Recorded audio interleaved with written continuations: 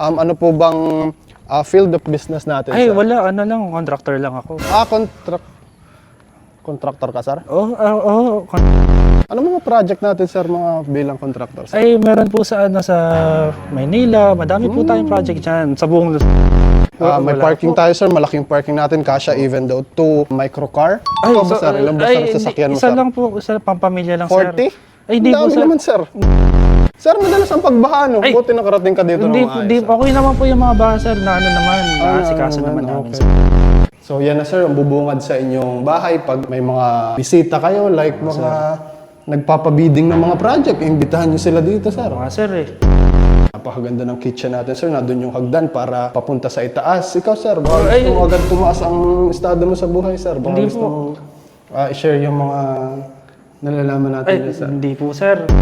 Ikakash nyo ba, sir? Opo. Ilang bahay ang bibili niyo, sir? Isa lang po, isa Apat, lang. ang dami mo ng source of Pampamilya income, lang sir. po, sir. Cash?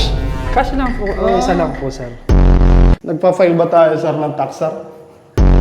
Saan ka na pupunta yung binayad kong tax, sir? Baka may alam ka, sir.